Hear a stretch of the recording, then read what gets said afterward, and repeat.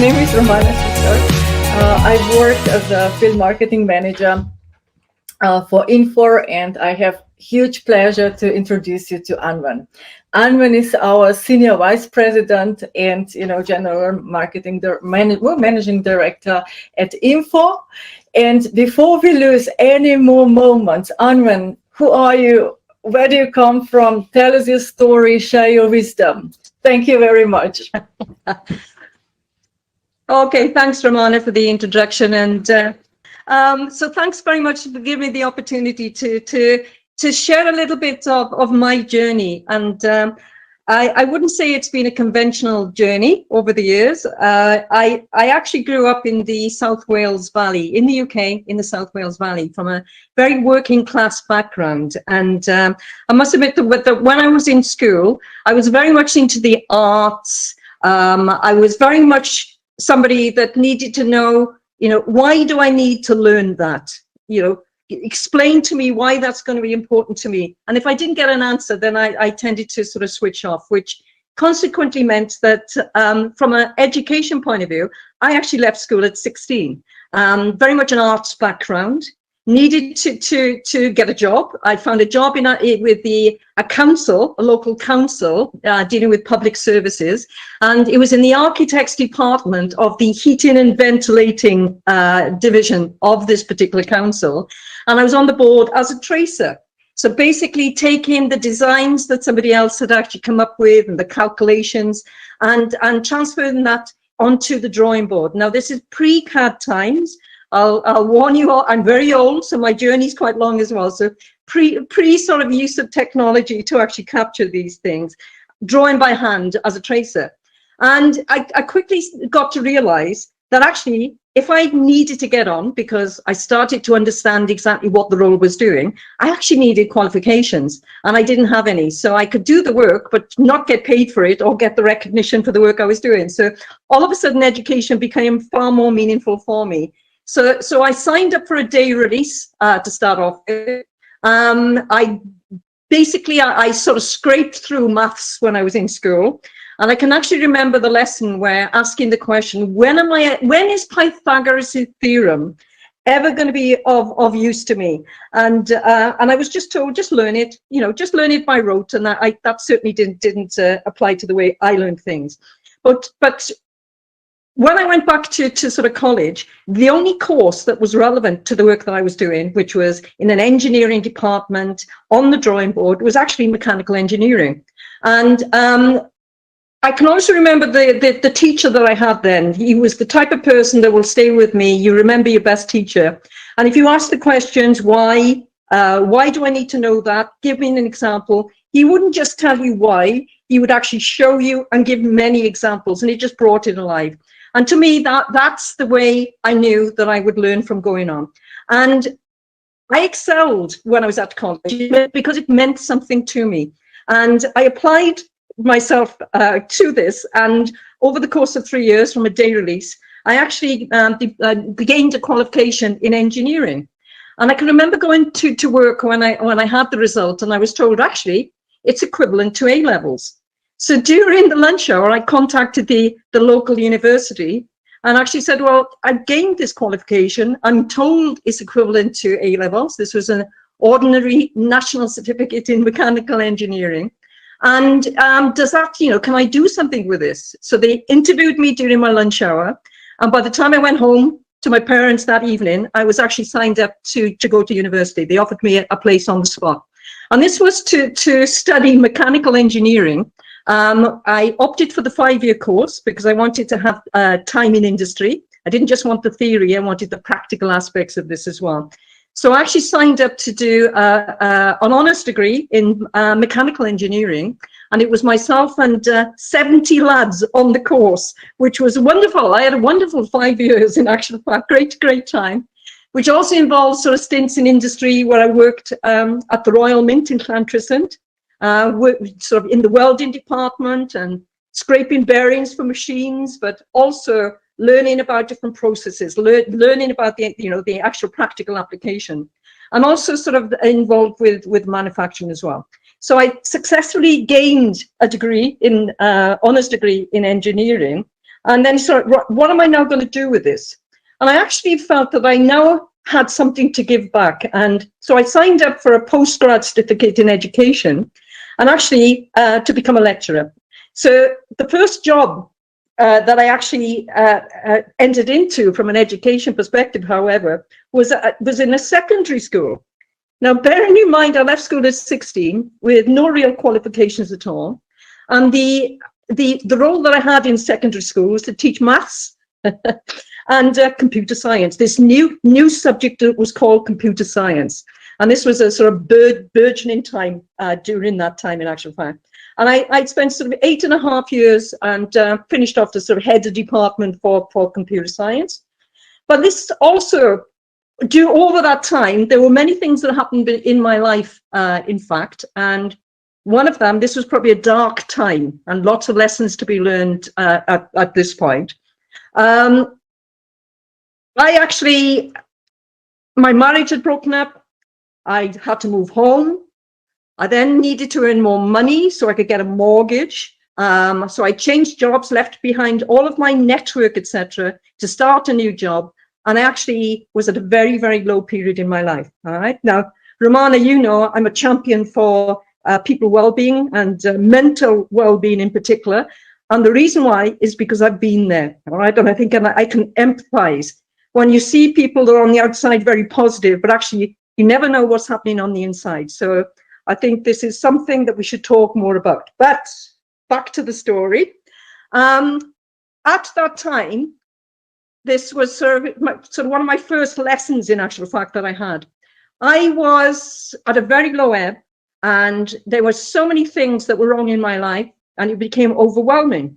And I realized in actual fact, the only way that I was going to sort this out was by having a plan.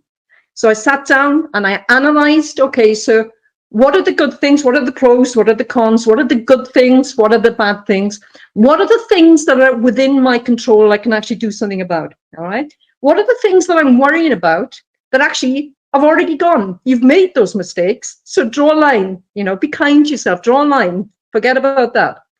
And actual fact, the things that you're worrying about in the future haven't even happened yet. So forget about them. Focus on the here and the now. And that's how I sort of got my life back together again, came up with a plan, understood exactly what I needed to do. And one of the things was I needed to leave teaching. I'd reached that point that I was very, very unhappy in actual fact. So I went back to engineering and actually left teaching and joined my first software company.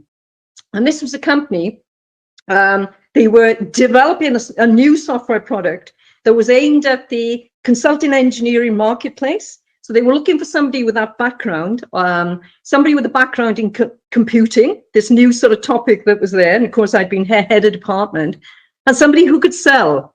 And it's like, well, anybody can sell. I'm sure anybody could sell. So I landed this particular job, and this was my first sort of entry into the my software career. And I actually stayed there for 8.5 years. So I helped them develop the product. I helped them launch the product to the market. I made the very first sale of this product.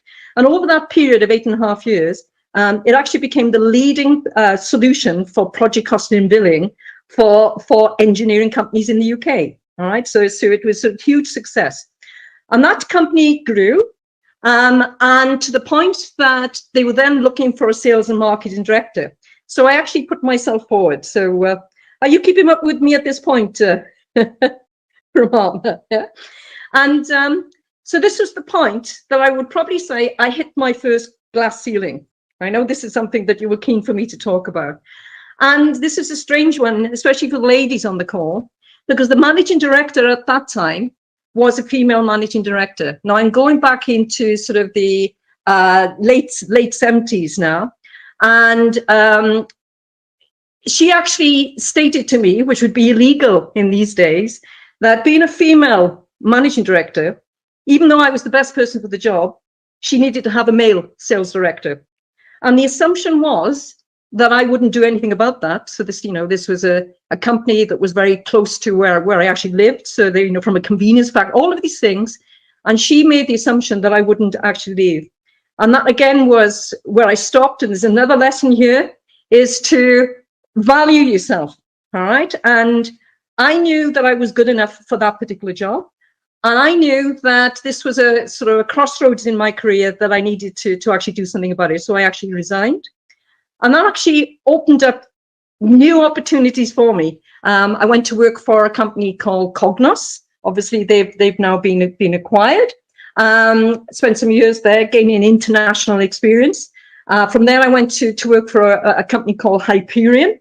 Again, these should be names that are familiar. Both of those organizations deal with data analytics. So, focusing on outcomes, very, very important in today's age, is to, understand exactly the insights that having access to core data provides for you. So it was a great grounding that I actually had there. And I spent a few years there, gained a lot of international experience. And then a company advertised that they were looking for somebody to, this was around the time of the .com era. And this was a company based in Bristol called Aggresso Limited. And this was a relatively small company at the time. It was only about 23 full-time resources that were there, turning over roughly about 2.5 million at that point in time. So I joined as a salesperson. And over the years, right, this is a company that grew. They were in, it was a Norwegian-based company, again, project costing and billing, going back to my previous role. So I felt very, very comfortable actually selling these solutions. And they were actually acquired by a larger organization, Infor Business Software. Now, this might be a name that you are familiar with. So Infor came in, acquired Aggresso Limited, and I was now part of a global organization, headquartered in Netherlands, but a global organization. And this is a company that grew through acquisition. So again, I was actually with this organization for 18.5 years. Started off in a sales role, moved up to become sales manager. When they acquired other organizations, I became the overall sales and marketing director over these organizations. And then I got to a point where the current managing director of the UK actually for personal reasons needed to step down. So he announced that he would be leaving in 12 months. And I was actually asked to put my hat in the ring to become the managing director. And it's not something that I had sort of considered at the time. But again, when I evaluated it, and this might be something that a number of people are familiar with, especially the ladies on the call. Do you have a little voice in your head sometimes, ladies, and indeed gents, let's not be sexist about this, that says, oh, I'm not sure, am I good enough, do I know enough? And you actually talk yourself out of doing something even before you've actually started it, all right? Because that little voice in your head. So again, over the years, I've learned to control that little voice in my head, all right? To be, and the way I do it is by looking at the pros, looking at the cons, learning from my experience of where I've come from, doing that sort of analysis, and then actually thinking, what's the worst that could possibly happen, all right? If you a public speaking engagement, am I going to, fail for what? So what? I've learned from that experience, all right? So lesson there. The imposter syndrome, sometimes they talk about this. There are coping strategies to enable you to actually overcome that. And this is how I actually do that, is by saying, do you know what? I'm going to do it. If I fail, I'm going to be kind to myself and I will learn the lesson from that. And the next time I'll actually do it better. All right. Because as we all know, the best innovations come from failure. The best sort of, successes. How many failures came before that success was realized? Anwen, yeah. So a key lesson to be learned there. We only have 3 minutes left. I went through a very sort of comprehensive selection process. They involved sort of external organization to do the assessment because they needed to be sure I was up for the job. 3 minutes to go. You're telling me about my time, yeah? Brilliant, thank you. Let's crack on. Anyway, so I became I became managing director. But what I actually made sure was that I had the support network. I've never done this beforehand. Make sure I had the support network. I also, because I didn't know what I didn't know, I made sure I signed up for relevant courses. because it's quite scary when you realize the responsibilities of, when you take a formal directorship as well. So I made sure that I had the skills behind it, but this strong network. And the next thing that I needed to do was to replace myself. I was the sales and marketing director. So I needed to build a team around me. All right. And I made sure that I wasn't replacing myself. I knew what my skills were, but I looked for teams of complementary skill sets. All right. People who could do what I couldn't do. And that then drove the success of that organization even further, faster and further. All right. So after 18 and a half years, private equity came in, lots of changes took place, and I decided, okay, now's the time for me to leave. I then joined another global organization, Technology One, based out of Australia, in fact, and that was to lead a turnaround. So again, you build a culture, you understand all of the issues there, you talk to people, you communicate, you have a clear strategy. Because if you haven't got a clear strategy, how can people get behind you in a line, all right? So that's absolutely another lesson there. Make sure you have clarity and you communicate. So I turned that company around within sort of 3 years, and that then brings me to where I am today at Infor. So I've been on with Infor now for just over 12 months in actual fact, and I'm hoping I'm bringing all of the lessons that I've learned previously to bear. But Romana, you're probably the person that should be able to answer that. Hopefully, we're building a culture, we've got clarity of the strategy, we're collaborating, we're aligning, and I must admit, my role in all of this now is to make sure that everybody else is successful, all right? The role of a leader, make sure, I want to make myself obsolete so the company drives forward together. So that's it. Hopefully that was useful. Thank you so much for being here. We were over 70. I will try to connect with you. I hope I got a few of your emails. But number one, stay curious, be a lifelong learner. Number two, forget the past, forget the future, focus on now and what you can change. Number three, control the voice in your head, learn from mistakes, dare to try new things. Number four, be brave, know your worth, don't settle for less. Number five, build a strong network, learn from great mentors. And then bonus, she got two, it's have a clear strategy and know your destination. And the last one, stay humble, be authentic. So I'm learning from Anwen. I'll post beautiful things on LinkedIn. Thank you so much for being here and enjoy your day. Bye. Thank you.